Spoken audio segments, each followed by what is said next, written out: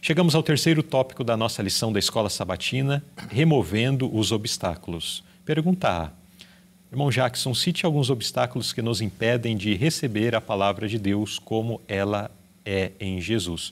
Nós vimos no tópico anterior, nos tópicos anteriores, que a palavra de Deus ela é fundamental para o nosso crescimento, para o nosso desenvolvimento, para a nossa preparação para a vida eterna. Agora, precisamos nos lembrar que existem empecilhos, porque se fosse tão fácil, então basta, vou ler, vou assimilar aqui o conteúdo e está feito. Se fosse tão fácil assim, Satanás já estaria derrotado desde o começo, né? Mas, de certa forma, é fácil assim, mas ele põe empecilhos no meio desse caminho para tornar ou para dificultar esse acesso, para dificultar essa assimilação do conhecimento que temos através da palavra de Deus. E quais são esses obstáculos que aparecem no meio do caminho? Nós vimos aqui a citação do capítulo 2, versículos 1 e 2, Pedro apresentando alguns tipos, algumas atitudes, alguns sentimentos que são obstáculos, como a malícia, o engano, o fingimento, a inveja, a murmuração, e existem ainda muitos outros. Porém, eu faço uma pergunta, por si só, será que esses elementos apresentados aqui seriam obstáculos suficientes para impedir o ser humano de receber a palavra de Deus? Nos faz lembrar o exemplo de um personagem bíblico que eu estive refletindo a respeito dele, que era Zaqueu. Zaqueu, ele era um homem avarento, era um homem egoísta, né? Ele era um homem ganancioso, ele era um enganador. Zaqueu, ele roubava, não é verdade? Mas quando ele teve o encontro com Jesus, ele decidiu deixar tudo isso.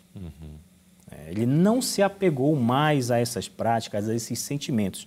Por isso que, na passagem apresentada aqui, inicia dizendo, deixando. Então, nós precisamos permitir que Jesus nos ajude a deixar essas práticas, esses pensamentos e sentimentos. Ao nos apegarmos a essas práticas do pecado, então Jesus ele não pode trabalhar em nosso coração. A palavra é impedida, o coração ele impede a entrada da palavra na vida da pessoa, porque a pessoa está apegada a esses sentimentos, a essas práticas. A palavra vem, mas ela diz, não quero aceitar. Não, eu prefiro ficar com as minhas práticas, eu não aceito.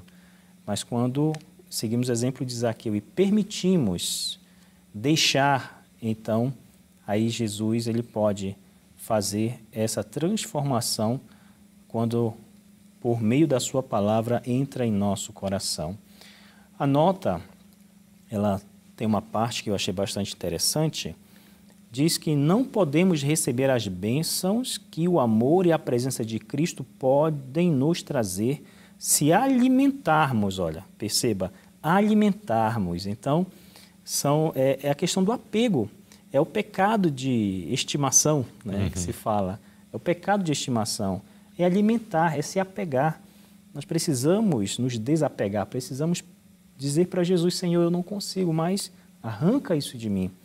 Então, diz que, retomando aqui, se alimentarmos sentimentos que podem prejudicar a unidade que Cristo orou para que existisse entre seus discípulos. Então, precisamos realmente pedir ao Senhor que nos ajude a abandonar, a deixar.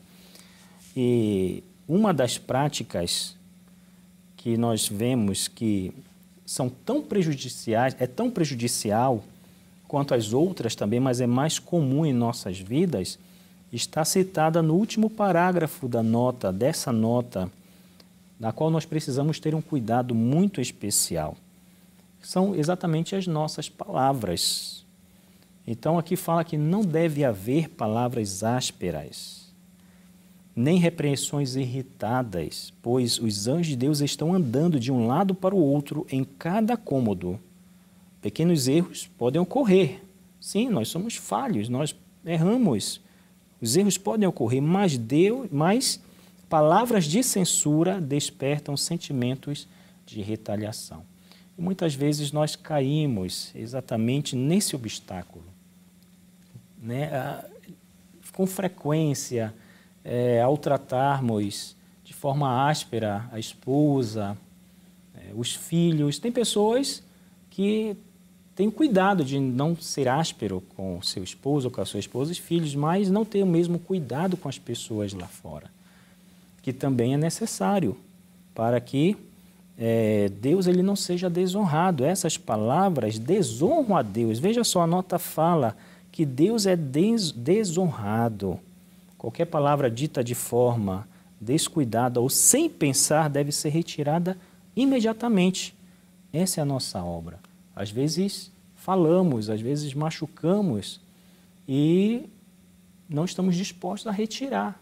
Falamos e deixamos como está. Pode até ser que reconheçamos com os nossos próprios pensamentos, ao pensarmos, realmente eu exagerei. Mas não está disposto a ir lá e pedir perdão, a retirar aquilo que você falou, a se humilhar diante da pessoa que você ofendeu.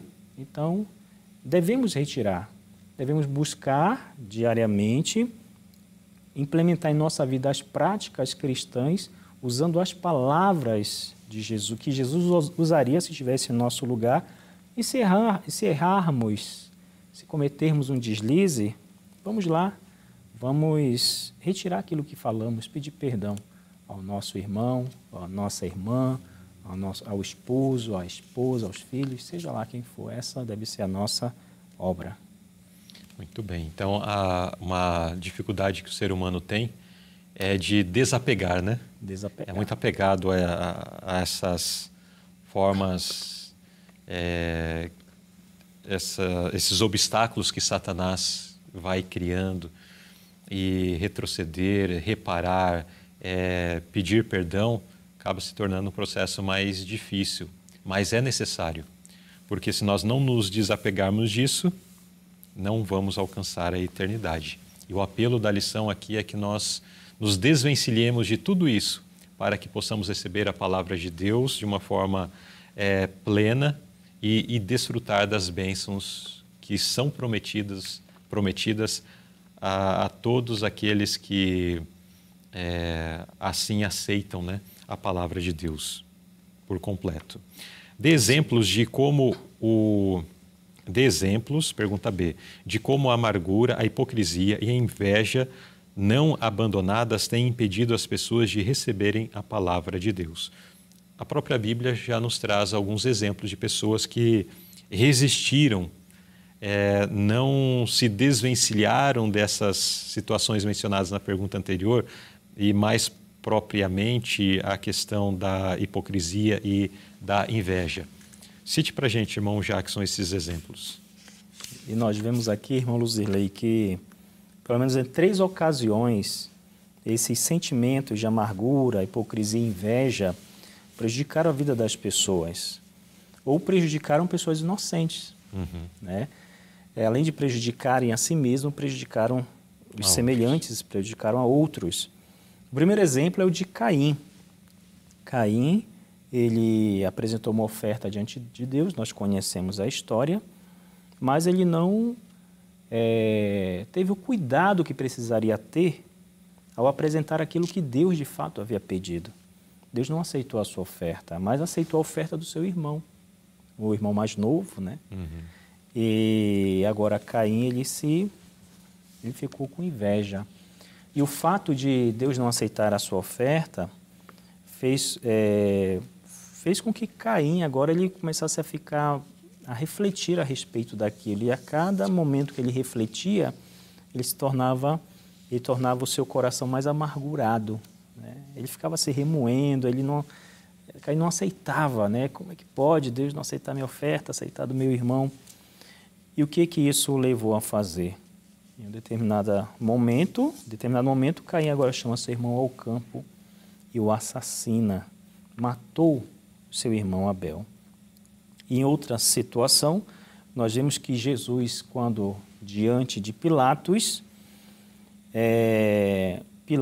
ele declarou, né, que reconhecia que aquilo que estava acontecendo com Jesus era fruto da inveja dos principais sacerdotes. Então veja, a inveja de Caim, a amargura do coração de Caim, levou a assassinar o seu irmão inocente. A inveja daqueles líderes na época de Jesus, os sacerdotes, os principais, fizeram com que Jesus ele fosse crucificado.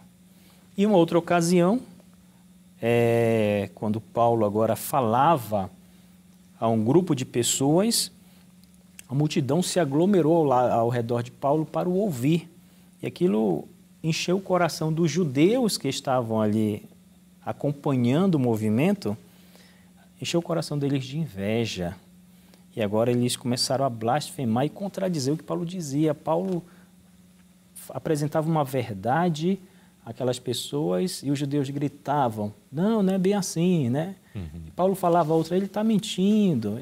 E é dessa forma, eles iam contradizendo e buscando interromper a fala de Paulo, atrapalhar o ministério de Paulo e o trabalho que Paulo estava fazendo em favor daquelas pessoas. Então, de fato, essas práticas, esses sentimentos, se não forem abandonados, eles impedem as pessoas de receberem a palavra de Deus, porque cada vez mais a pessoa se torna mais obstinada. Se a pessoa não está disposta a aceitar que está errada e a buscar uma mudança de prática, aquilo acaba tornando a pessoa mais obstinada, mais firme no seu propósito, né? Que é, infelizmente, nesse caso, contrário à vontade de Deus. Mas eu quero deixar com os irmãos aqui o último parágrafo da nota, que fala a respeito do invejoso. Veja só, o ser humano invejoso espalha veneno por onde passa, separando amigos e fomentando ódio e rebeldia contra Deus e o próximo. Então, irmãos, esse sentimento é uma tragédia, é um mal que tem separado famílias, amigos, prejudicado a vida de muitas pessoas. É um veneno que fomenta ódio e rebeldia contra Deus e o próximo. Esse tópico deixa-nos o apelo, né, para que possamos, com a graça de Deus, reconhecer quais são os obstáculos que têm nos impedido de aceitar o Evangelho plenamente, de nos entregar, nos render plenamente a Cristo e deixar isso para trás para que, de fato, possamos ter uma experiência real, uma experiência verdadeira com Jesus, né? Porque, de outra forma, nós teremos problemas na nossa vida e muitas vezes nos tornamos agentes de Satanás sendo problema na vida de outros, né? Essa última frase que o irmão Jackson leu da nota faz menção de que alguém que tem um problema, não superou aquele problema, agora se torna um agente de Satanás sendo um problema na vida de outras pessoas. Portanto, queridos irmãos, qual é o problema que tem nos impedido, qual o obstáculo que tem nos impedido de viver essa experiência mais íntima com Deus, mais íntima com Cristo, com o Evangelho? Vamos buscar de Deus sabedoria para reconhecer e vamos buscar de Deus também graça, força, para que esses obstáculos sejam removidos da nossa vida e possamos desfrutar de Deus já neste mundo e muito mais ainda na eternidade.